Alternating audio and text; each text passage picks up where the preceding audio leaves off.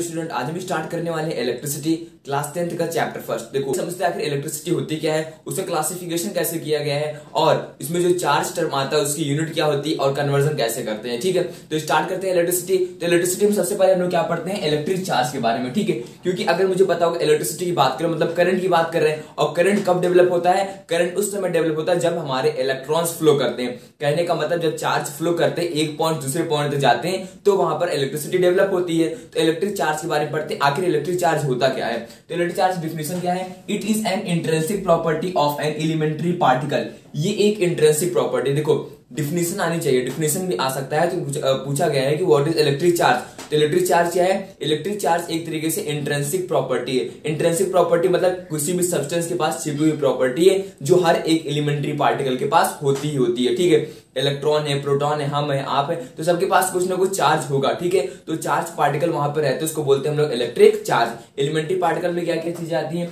Elementary particle का मतलब हो गया इलेक्ट्रॉन हो सकता है, प्रोटॉन हो सकता है, न्यूट्रॉन हो सकता है, मतलब कुछ ना कुछ तो चार्ज होना ही होना है वहां पर। ठीक है, जैसे न्यूट्रॉन की बात करें, ठीक है, न्यूट्रल फॉर्म में होता है, प्रोटॉन के पास भी चार्ज होता है, इलेक्ट्रॉन के पास भी निगेटिव में चार्ज होता है, लेकिन चार्ज होता ही है। ठीक है, आगे बढ़ते क्लासिफिकेशन ऑफ चार्ज। चार्ज को दो पार्ट में क्लासिफाई किया गया है। कौन कौन चार्ज होता है, एक होता है पॉजिटिव चार्ज और दूसरा होता है नेगेटिव चार्ज। पॉजिटिव चार्ज होता है और एक होता है नेगेटिव चार्ज। ये हो गया हमारा पॉजिटिव चार्ज, ये हो गया नेगेटिव चार्ज। अगर हम बात करते हैं प्रोटॉन, तो प्रोटॉन के पास क्या होता है, पॉजिटिव चार्ज होता है। वो कितना होता है 1.6 × 10⁻⁻19 कूलम, 1.6 × 10⁻⁻19 कूलम। और इलेक्ट्रॉन के पास कितना होता है -1.6 × 10⁻19। डिफरेंस क्या है, ये पॉजिटिव में रहता है, प्लस में रहता है, और एक इसमें रहता है नेगेटिव में रहता है, माइनस में रहता है। बाकी दोनों की जो वैल्यू होती है 1.6 × 10⁻19 जिसको हम बोलते हैं मैग्नीट्यूड, वो क्या होता है दोनों का इक्वल होगा, चाहे वो पॉजिटिव चार्ज हो या फिर नेगेटिव चार्ज हो। यहाँ एक और इंपॉर्टेंट पॉइंट, अपोजिट चार्ज होते हैं। ठीक है, अपोजिट चार्ज कहने का मतलब है पॉजिटिव और नेगेटिव हो गए, या फिर क्या नेगेटिव और पॉजिटिव अगर साथ में लेते हैं तो अपोजिट चार्ज हमेशा क्या करते हैं, या फिर क्या अनलाइक चार्ज हमेशा अट्रैक्ट करते हैं। उनके बीच में क्या होता है, अट्रैक्शन होता है। ये कैसे करते हैं एक दूसरे को अट्रैक्ट, कौन कौन से चार्ज, पॉजिटिव हो गए, नेगेटिव के एक साथ रखो, या फिर नेगेटिव और पॉजिटिव को एक साथ रखेंगे तो वहां पर क्या होगा, अट्रैक्शन होगा, अपोजिट चार्ज में अट्रैक्शन होगा। इसको हम बोल सकते हैं अनलाइक चार्ज, अपोजिट चार्ज। तो सेम चार्ज के बीच में क्या होता है, रिपल्सन होगा। तो सेम चार्ज कहने का मतलब है पॉजिटिव पॉजिटिव बीच रिपल्सन होगा, नेगेटिव और नेगेटिव के बीच में क्या होगा, रिपल्सन होगा। ठीक है, तो पॉजिटिव हमने यहाँ पे ले लिया, पॉजिटिव पॉजिटिव बीच में क्या होगा, रिपल्सन, और नेगेटिव नेगेटिव के बीच में भी क्या होगा, रिपल्सन होगा। ठीक है, तो यहाँ हम बोल सकते हैं इसको लाइक चार्ज, क्या बोल सकते हैं, like charge always repel each other. Next आगे SI unit of electric charge. Electric charge की एसआई यूनिट क्या होगी, तो हमने बता भी दिया था अभी कि प्रोटॉन का चार्ज कितना होता है 1.6 × 10⁻19। तो हमने यहाँ पे क्या लिया, सी लिया, सी का मतलब क्या हुआ, कूलम, सी का मतलब क्या हुआ, कूलम। इसको हम लोग सी से डिनोट भी करते हैं। तो एसआई यूनिट क्या होगी, इलेक्ट्रिक चार्ज की कूलम होगी, जिसको हम लोग सी से डिनोट करते हैं। अब थोड़ा सा कूलम के बारे में समझ लेते हैं। अब एक क्वेश्चन इसमें से बनता है, calculate the number of electron constituting 1 coulomb of charge. एक कूलम ऑफ चार्ज को समझना, चीज को, एक कूलम ऑफ चार्ज को बनाने में कितने नंबर ऑफ इलेक्ट्रॉन्स चाहिए होते हैं। एक कूलम चार्ज को बनाने के लिए कितने नंबर ऑफ इलेक्ट्रॉन्स को चाहिए। ठीक है, अब देखो यहाँ पे क्या कर रहा है, एक कूलम ऑफ चार्ज ना, मतलब चार्ज किसने क्या कर दिया, 1 कर दिया, क्या कर दिया, 1 कर दिया। ठीक है, अगर बात करते हैं इलेक्ट्रॉन्स की, तो इलेक्ट्रॉन पे कितना चार्ज होता है, क्या आपने लिखा है इलेक्ट्रॉन पे कितना चार्ज होता है, 1.6 × 10⁻⁻19 कूलम। एक की बात कर रहा है तो 1 कूलम इक्वल्स कितना हो जाएगा, 1/1.6 × 10⁻⁻19, एक के लिए कर दिया गया तो 1 से मल्टीप्लाई कर देंगे। ठीक है, तो हो जाएगा यही। अब इसमें करना है क्या, इसको ऊपर भेज देते हैं, यहाँ पर 10 कर देते हैं, यहाँ पर हम क्या कर देते हैं, 10 कर देते हैं। देखो इस ऐसे कर देते हैं, 10/1.6 × 10 की पावर कितना हो जाएगा, 18। इसको सॉल्व करेंगे, हटा दिया, 0 बढ़ गया, तो इसको सॉल्व करेंगे कितना आएगा, 6.25 × 10 की पावर क्या आ गया, 18। मीन्स इतने इलेक्ट्रॉन्स आ गए। मीन्स एक कूलम ऑफ चार्ज को बनाने के लिए कितने नंबर ऑफ इलेक्ट्रॉन्स चाहिए, 6.25 × 10 की पावर 18 इलेक्ट्रॉन्स। जब आपस में कंबाइन करते हैं, कोलैप्स करते हैं, मिलते हैं, तब जाकर के एक कूलम ऑफ चार्ज का फॉर्मेशन होता है। तो समझ में आना चाहिए आखिर एक कूलम है क्या। तो इसमें क्वेश्चन पूछ सकते हैं ना कि कितने नंबर ऑफ इलेक्ट्रॉन्स मिलकर के एक कूलम ऑफ चार्ज को फॉर्म करते हैं, तो कितने फॉर्म करते हैं, 6.25 × 10 की power 18 electrons combines to form a 1 coulomb of charge. और next topic is conductor versus insulator. Conductor और इंसुलेटर में डिफरेंस क्या होता है, देखते डिफिनेशन क्या है पहले।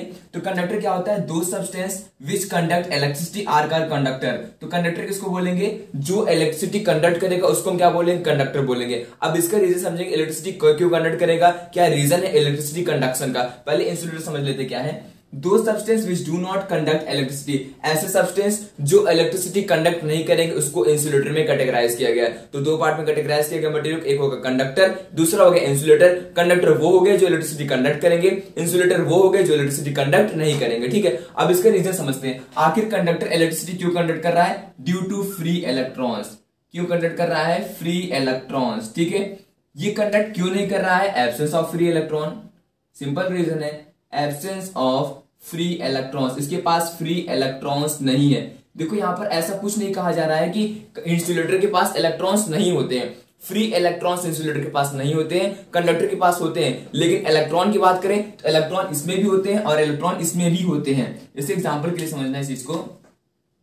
जैसे मान लेते हैं हमारे पास ये एक कंडक्टर है, ठीक है, एक बॉडी है, हम इसको कह रहे हैं ये कंडक्टर है। मीन्स यहाँ पर जो फ्री इलेक्ट्रॉन, इस तरीके से जो इलेक्ट्रॉन है ये फ्री, तो यहाँ पे ये फ्री मतलब इसका न्यूक्लियर के साथ कोई भी अट्रैक्शन नहीं है, कोई खास अट्रैक्शन नहीं है। तो जिससे जैसे ही हम यहाँ पे करंट पास कराते हैं, करंट या हीट पास कराते हैं, तो इलेक्ट्रॉन क्या होते हैं, ये मूव करने लगते हैं। इलेक्ट्रॉन क्या होता है, एक जगह से दूसरी जगह मूव करना स्टार्ट कर देते हैं, एक पार्ट से दूसरे पार्ट मूव करना स्टार्ट कर देते। क्यों, क्योंकि ये क्या है, फ्री इलेक्ट्रॉन है, कोई भी फोर्स ऑफ अट्रैक्शन या रिपल्सन इनके बीच में नहीं लग रहा है। तो जैसे इलेक्ट्रिसिटी मिलती है तुरंत मूव करना स्टार्ट कर देते हैं। मान लेते हैं हमारा करंट जो है ये इधर से आ रहा है, करंट अगर मान लेते हैं इधर से आ रहा है, तो इलेक्ट्रॉन की डायरेक्शन क्या होगी, इलेक्ट्रॉन की डायरेक्शन इसके अपोजिट डायरेक्शन में होगी। कैसे होगी, अपोजिट। मींस करंट अगर आगे की तरफ जा रहा है तो इलेक्ट्रॉन की डायरेक्शन क्या होगी, जस्ट अपोजिट डायरेक्शन में इलेक्ट्रॉन्स मूव करते हैं। करंट की डायरेक्शन क्या बोलते हैं, कन्वेंशनल करंट बोलते हैं। इलेक्ट्रॉन की डायरेक्शन क्या बोलते हैं, इलेक्ट्रॉनिक करंट बोलते हैं। इस चीज को हम यहाँ पे नोट कर देते हैं। जो इलेक्ट्रॉन का मोशन हो रहा है इसको हम क्या बोलते हैं, electronic current. Electronic current, electron जो मूव कर रहे हैं यहां से करंट डेवलप हो रहा है, इसको बोलेंगे इलेक्ट्रॉनिक करंट। और जो करंट की डायरेक्शन इसको बोलते हैं conventional, कंडक्शनल current.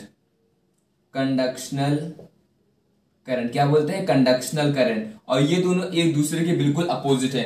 Left to right अगर करंट मूव कर रहा है तो इलेक्ट्रॉन डायरेक्शन क्या होगी, राइट टू लेफ्ट होगी। और इलेक्ट्रॉन क्यों, क्योंकि यहाँ पर फ्री इलेक्ट्रॉन्स है इसलिए इलेक्ट्रॉन्स मूव कर रहे हैं। लेकिन अगर बात करें इंसुलेटर में, तो इंसुलेटर में इलेक्ट्रॉन्स होते, ऐसा नहीं करें यहाँ पर इलेक्ट्रॉन्स नहीं होंगे, यहाँ पर इलेक्ट्रॉन्स होंगे लेकिन ये बाउंडेड फॉर्म होंगे। मतलब क्या होंगे, बाइंडेड होते हैं। किसके साथ बाइंड होते हैं, न्यूक्लियस के साथ बाइंड होते हैं। किसके साथ होते हैं, इलेक्ट्रॉन्स क्या कहां पाए जाते हैं, न्यूक्लियस के चारों तरफ ऑर्बिट होती है, ऑर्बिट में क्या होते हैं, इलेक्ट्रॉन्स पाए जाते हैं। तो जो इलेक्ट्रॉन होते हैं वो उसके साथ बाउंडेड रहते हैं, मींस वहां पर फोर्स ऑफ अट्रैक्शन रहता है। तो इलेक्ट्रिसिटी मिलने पर ये क्या करते हैं, मूव नहीं करते, ये मूव नहीं करते। जब ये मूव नहीं करेंगे तो वहां पर करंट डेवलप नहीं होगा, जब मूव नहीं करेंगे तो वहां पर करंट डेवलप नहीं होगा।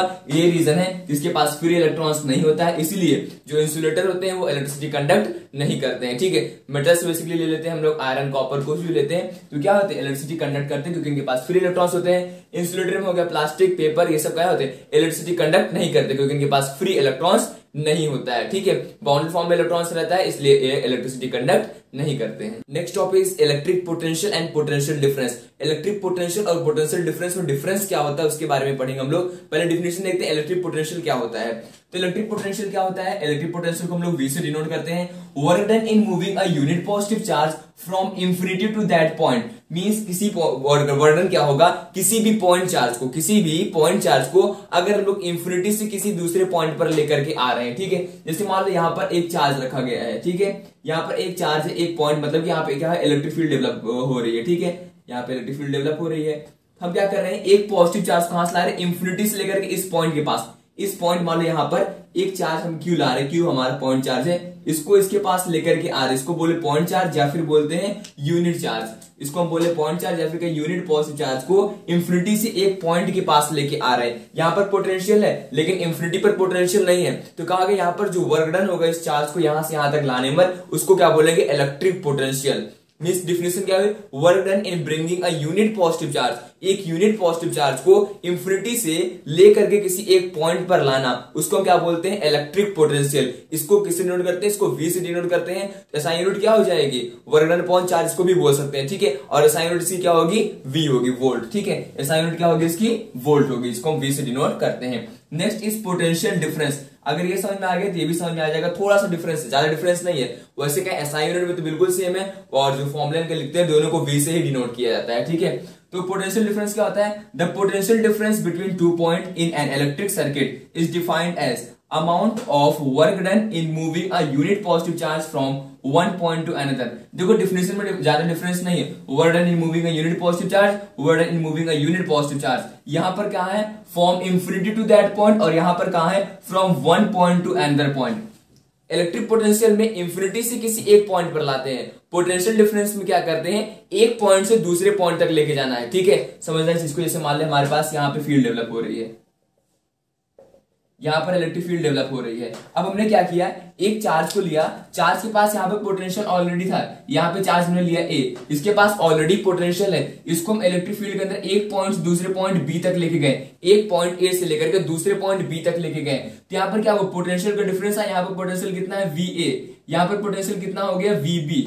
पोटेंशियल यहाँ पर कितना था? वी ए, यहाँ पर पोटेंशियल कितना हो गया? वी बी हो गया। तो पोटेंशियल में चेंज आया, इसलिए इसको बोलते हैं पोटेंशियल डिफरेंस। लेकिन यहाँ पर पोटेंशियल में कोई भी चेंज नहीं आता, क्योंकि उसको इंफिनिटी से एक पॉइंट पर ला रहे थे, तो इंफिनिटी पे तो पोटेंशियल था ही नहीं। जब इंफिनिटी पोटेंशियल था नहीं, जो पोटेंशियल उसके पास बचा वो कहां से आया? वो यहां से डेवलप हुआ। कहां से डेवलप हुआ? यहां से डेवलप हुआ, जहां पर उसको लेके आ रहे हैं, ठीक है।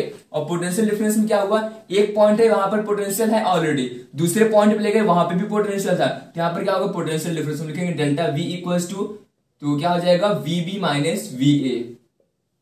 डेल्टा वी इक्वल्स क्या हो जाएगा? V B minus V A. इसलिए इसके फॉर्मूले को हम क्या लिखते हैं? Work done upon charge, work done upon charge. Potential difference क्या होता है? Work done upon charge. Charge को यहां से लेकर के यहां तक ले जाने पे, पोटेंशियल वी ए से लेकर के वी बी तक ले जाने में जो भी वर्क डन लगा एक चार्ज को, ठीक है, एक चार्ज की था उसको ले जाने में जो भी वर्क डन लगा उसको हम क्या बोलेंगे? Potential difference. इसकी भी एसआई यूनिट क्या होगी? इसकी भी एसआई यूनिट वोल्ट होगी, ठीक है।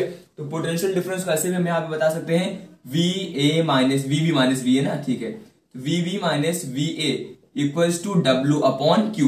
इसलिए इस तरीके से भी इसको लिखते हैं चेंज इन पोटेंशियल या फिर पोटेंशियल डिफरेंस बोल सकते हैं इसको, equals to work done upon charge take. तो यहां पर देखो पोटेंशियल डिफरेंस को ऐसे हम बोल सकते हैं, हमने क्या बोला? Work done upon charge. तो work done upon charge, work done क्या होता है? वर्क डन का मतलब कि चार्ज को ले जाने में कितनी एनर्जी लगी, तो वर्क डन को क्या बोलते हैं? साइन यूनिट जूल होती है। क्या होती है? जूल।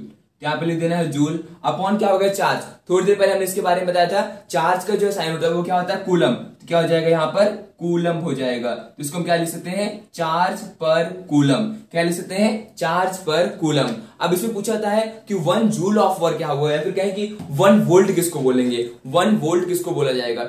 मींस एक चार्ज को दूसरे पॉइंट पे लेके जा रहे हैं, ठीक है, पोटेंशियल डिफरेंस यहाँ पर हो रहा है, तो वर्क डन कितना लगा? 1 जूल ऑफ वर्क डन। इसको एक तरीके से ऐसे लिख सकते हैं 1 volt equals to 1 joule upon 1 charge. Means एक कूलम चार्ज को, ठीक है, एक पॉइंट दूसरे पॉइंट ले जाने पे जो वर्क डन लगा अगर वो 1 जूल हुआ, ठीक है, एक कूलम चार्ज को एक पॉइंट दूसरे पॉइंट तक लेके गए, अगर वहां पर वर्क डन 1 जूल हुआ तो इसको हम क्या बोलेंगे? 1 वोल्ट बोलेंगे। तो पूछा जाता है 1 वोल्ट ऑफ चार्ज कितना हुआ, तो 1 वोल्ट कितना हुआ? एक पॉइंट चार्ज को दूसरे पॉइंट बी तक लेके जा रहे हैं और वहां पर जो चार्ज एक कूलम का होगा और जो वर्क डन लगा वो कितना होगा?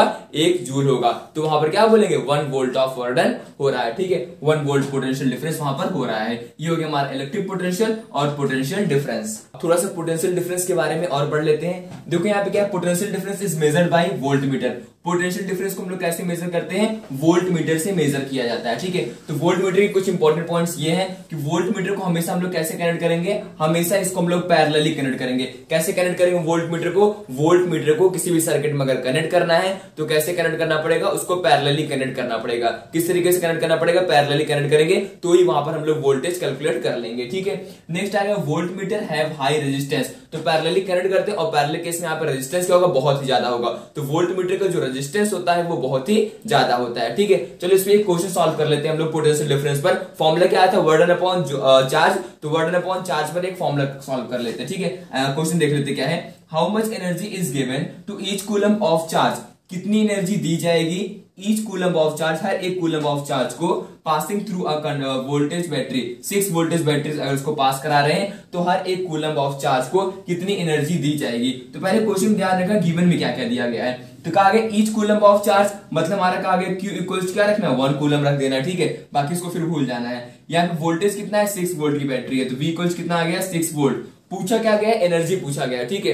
तो फॉर्मूले में तो एनर्जी था नहीं, था एनर्जी, एनर्जी वहां पर कहा था वर्डन के बारे में बात करते हैं, ठीक है। तो वर्डन जो होता है वो एनर्जी के ही इक्वल होता है, जो हम वर्क करते हैं उसको अगर हम बात करें तो उसको हम एनर्जी में भी कन्वर्ट कर सकते हैं, वो एनर्जी का ही एक फॉर्म होता है, ठीक है। तो मतलब क्या पूछा गया, वर्डन पूछा गया, क्या होगा, तो W इक्वल्स टू वॉट, यहाँ पर पूछा गया W क्या होगा, तो V इक्वल्स क्या था, पोटेंशियल डिफरेंस, V इक्वल्स क्या था, W अपॉन Q, तो W कितना दिया गया, W तो मुझे कैलकुलेट ही करना है, तो W इक्वल्स क्या हो जाएगा, V इंटू Q, तो V कितना दिया गया, 6 वोल्ट बैटरी है, चार्ज का आ गया ईच कूलम मतलब 1 हो गया, तो यहाँ पे 1 रख देना, कितना आ जाएगा 6 जूल, तो वर्डन कितना हो गया 6 जूल आ गया। मींस कितनी एनर्जी लगेगी, 6 जूल एनर्जी लगेगी हर एक कूलम ऑफ चार्ज को, अगर इसको हम लोग 6 वोल्ट बैटरी के साथ कनेक्ट करेंगे। Next topic is electric current. Electric current के बारे में पढ़ते क्या होगा, देखो चैप्टर का नाम था इलेक्ट्रिसिटी, यहां तक पहुंचते पहुंचते इतना समय लग गया, अब आते पढ़ लेते हैं मेन टॉपिक पर, क्या है इलेक्ट्रिक करंट। तो इलेक्ट्रिक करंट के बारे में पहले पढ़ते हैं, इलेक्ट्रिक करंट क्या होता है, तो फ्लो ऑफ चार्ज क्या बोलते हैं, करंट बोलते हैं, फ्लो ऑफ चार्ज को करंट बोलते हैं, क्यों, क्योंकि अभी थोड़ी देर पहले हमने बताया था कि अगर चार्ज फ्लो करेगा तो वहां पर करंट डेवलप होगा, अगर चार्ज की डायरेक्शन लेफ्ट टू राइट है तो करंट डायरेक्शन क्या होगी, राइट टू लेफ्ट होगी। इस तरीके से हम बता सकते हैं कि चार्ज के फ्लो होने पर, तो चार्ज जिसको हम बोले वो है क्या, इलेक्ट्रॉन या प्रोटॉन, वो है इलेक्ट्रॉन्स, तो इलेक्ट्रॉन के फ्लो होने पर क्या होता है, करंट या फिर इलेक्ट्रिसिटी क्या होती है, डेवलप होती है। इलेक्ट्रॉन के फ्लो होने पर इलेक्ट्रिसिटी या फिर क्या करंट डेवलप होती है। तो डिफिनेशन देख लेते हैं, the flow of charge in a conductor is called electric current. दूसरी डिफिनेशन क्या है, the magnitude of electric current, जो मैग्नीट्यूड होगा इलेक्ट्रिक करंट का किसी भी कंडक्टर के लिए वो क्या होगा, is the amount of electric charge passing through a given point of conductor in 1 second. तो क्या है definition, amount of electric charge, कितना चार्ज पास हो रहा है एक गिवन पॉइंट में, एक सेकंड में, एक सेकंड से मान लो हमने एक कंडक्टर बना दिया, ठीक है, एक कंडक्टर बना देते हैं इस तरीके से, यहाँ पर एक कंडक्टर हमने बना दिया, तो यहाँ पे क्या होगा, करंट पास कराने पर इलेक्ट्रॉन्स क्या होंगे, यहाँ पे इलेक्ट्रॉन मूव करना स्टार्ट कर, इलेक्ट्रॉन की डायरेक्शन ये है, इलेक्ट्रॉन मूव करना स्टार्ट कर दिए, इलेक्ट्रॉन मूव करना स्टार्ट कर दिया। अगर मानते एक पॉइंट ये के लिए, इस पॉइंट के लिए बात करते हैं, तो एक सेकंड में इस पॉइंट में कितने इलेक्ट्रॉन पास हो रहे हैं, एक सेकंड में इस पॉइंट से कितने इलेक्ट्रॉन पास हो रहे हैं, वो क्या शो करता है कि वहां पर करंट कितना है। जितने ज्यादा इलेक्ट्रॉन पास होंगे उतनी ज्यादा इलेक्ट्रिसिटी होगी, जितने ज्यादा इलेक्ट्रॉन पास होंगे उतना ही ज्यादा करंट होगा, ठीक है, इस तरीके से समझते हैं। तो फॉर्मूला यहाँ पे क्या आता है, current equals to charge upon time taken. तो करंट क्या है, चार्ज अपॉन टाइम टेकन, एक पर्टिकुलर टाइम के लिए कितना चार्ज मींस कितना इलेक्ट्रॉन आप फ्लो कर रहा है, उसको वो कौन बताता है, करंट इसके बारे में बताता है, ठीक है। तो ऐसा यूनिट क्या होती है इलेक्ट्रिक करंट की, एम्पियर क्या होती है, एम्पियर, इसको हम लोग ए से डिनोट करते हैं, किससे डिनोट करते हैं, ए से डिनोट करते हैं। अच्छा इसको और कुछ लिख सकते हैं, देखो जरा चार्ज को क्या लिख सकते हैं, ध्यान दो यहाँ पे, चार्ज क्या होगा, चार्ज क्या लिख देंगे, कूलम, चार्ज की यूनिट क्या होती है, कूलम, टाइम का हो गया हमारा सेकंड, तो क्या हो जाएगा यहाँ पर कूलम पर सेकंड, क्या हो जाएगा कूलम पर सेकंड भी बोल सकते हैं। तो हम यहाँ पे बोल भी सकते हैं कि 1 एम्पियर इक्वल्स टू क्या हो जाएगा, 1 ampere equals to 1 coulomb per second, 1 coulomb per second. एक एम्पियर ऑफ करंट किसको बोलेंगे, मींस एक कूलम ऑफ चार्ज एक सेकंड में अगर पास हो रहा है तो उसको क्या बोलेंगे, 1 एम्पियर ऑफ करंट बोलेंगे, ठीक है। तो 1 एम्पियर इक्वल्स क्या होगा, coulomb per second, 1 coulomb per second आ गया। अब देखो इसी में ही नहीं लेकिन इसमें और भी फॉर्म पूछते हैं, क्वेश्चन अगर न्यूमेरिकल सॉल्व कराएंगे तो वहां पर देखो, वहां पर माइक्रो और मिली टर्म यूज करते हैं, कौन सा टर्म यूज करते हैं, माइक्रो टर्म यूज करते हैं और मिली पूछते हैं, कहते हैं एक मिली एम्पियर कितना होगा, एक माइक्रो एम्पियर कितना होगा। ऐसे डायरेक्ट पूछेंगे, नहीं कहेंगे कि एक सर्किट है वहां पर करंट फ्लो कर रहा है और करंट दिया गया 6 माइक्रो कूलम, तो करोगे क्या वहां पे, माइक्रो का मतलब भी तो कुछ होगा, उसके बारे में देख लेते हैं कि उसका मतलब आखिर हुआ क्या है। यहाँ पे नोट कर लेते हैं शॉर्ट में इस तरीके से,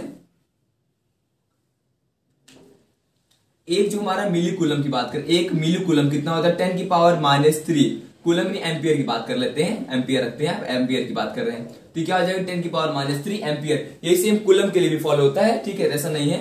तो 1 माइक्रो एम्पियर की बात करें कितना हो जाएगा, 10 की पावर -6 हो जाएगा। तो माइक्रो एम्पियर की बात करें कितना हो जाएगा, 10 की पावर -6 एम्पियर हो जाएगा। अगर कहा गया है कि माइक्रो कूलम चार्ज है तो कूलम बोला गया तो मतलब माइक्रो मतलब कितना होगा, 10 की पावर -6 कूलम हो जाएगा। अगर बोला गया है हमारा फिर कूलम के फॉर्म में पूछा गया है मिली कितना होगा, तो 10 की पावर -3 वहां पर कर देंगे, ठीक है। तो मतलब माइक्रो मतलब क्या होगा 10 की पावर -6, मिली का मतलब क्या होगा 10 की पावर -3, उसको मल्टीप्लाई कर देना है। इस तरीके से दोनों फॉर्म में भी पेपर में पूछ सकते हैं। नेक्स्ट आगे, current is measured by an instrument, current को एक इंस्ट्रूमेंट से मेजर करते हैं जिसको हम क्या बोलते हैं, एमीटर। वोल्ट पोटेंशियल डिफरेंस किससे मेजर करते हैं या फिर क्या वोल्ट किससे मेजर करते हैं, वोल्ट मीटर को।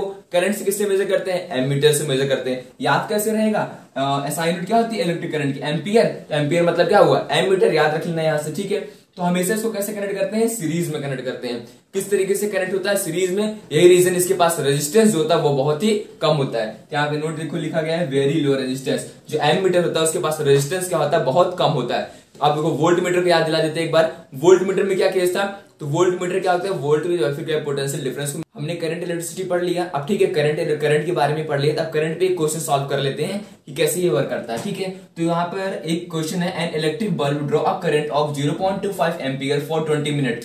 एक इलेक्ट्रिक बल्ब है जो कि क्या कर रहा है, ड्रॉ कर रहा है करंट, कितना करंट ड्रॉ कर रहा है, 0.25 एम्पियर का, कितनी देर के लिए, 20 मिनट्स के लिए।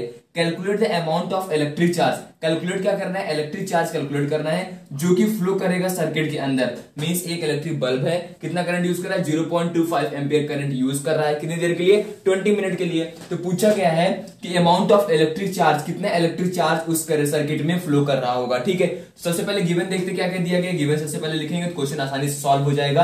तो आई दिया गया हमारे पास 0.25 एम्पियर, करंट कितना दिया गया, 0.25 एम्पियर, टाइम कितना लग रहा है इसको, 20 मिनट्स लग रहा है, 20 मिनट लग रहा है। ठीक है, और क्या पूछा गया, क्यू पूछा गया है, क्या होगा, डायरेक्ट क्वेश्चन वैसे ये दिख रहा होगा, आई दिया गया, टी दिया गया, क्यू पूछा गया। लेकिन गलती कहां पर होती है, गलती यहां पर होती है कि जो बल्ब है 0.25 एम्पियर ले रहा है 20 मिनट के लिए, तो ये मिनट में दिया गया, इसको सेकंड में कन्वर्ट करना पड़ेगा। ठीक है, तो सेकंड में कन्वर्ट कैसे करेंगे, इसको 60 से मल्टीप्लाई कर देंगे, तो 60 से मल्टीप्लाई करने पर कितना आ जाएगा, 1200 सेकंड हो जाएगा हमारा टाइम टेकन। फॉर्मूला क्या होता है, आई करंट का, I equals to charge upon time taken, charge upon time taken. Charge कितना है, चार्ज तो कैलकुलेट ही करना है, टाइम कितना हो गया 1200 सेकेंड। आई को यहाँ पर रखो, इसको इधर भेज देंगे तो क्यू इक्वल्स कितना हो जाएगा, आई इंटू टी, आई कितना 0.25 मल्टीप्लाई बाय 1200। तो यहाँ पर जरा ध्यान दो, यहाँ पर क्या करते हैं, इस जीरो को हम हटा सकते हैं, यहाँ इन जीरो को काट भी सकते हैं। ठीक है, पॉइंट को हमने हटा दिया, इन जीरो को हटा करके, तो ये इसको मल्टीप्लाई कर 12 5 60 को 0 6 कैरी नंबर हो जाएगा, 12 24। यहाँ पे क्या आ गया, 300 आ गया। 300 क्या आएगा, कूलम लिखना मत भूलना, यूनिट पे आधे नंबर कर सकते हैं। तो चार्ज कितना आ गया, Q इक्वल्स टू आ गया 300 कूलम।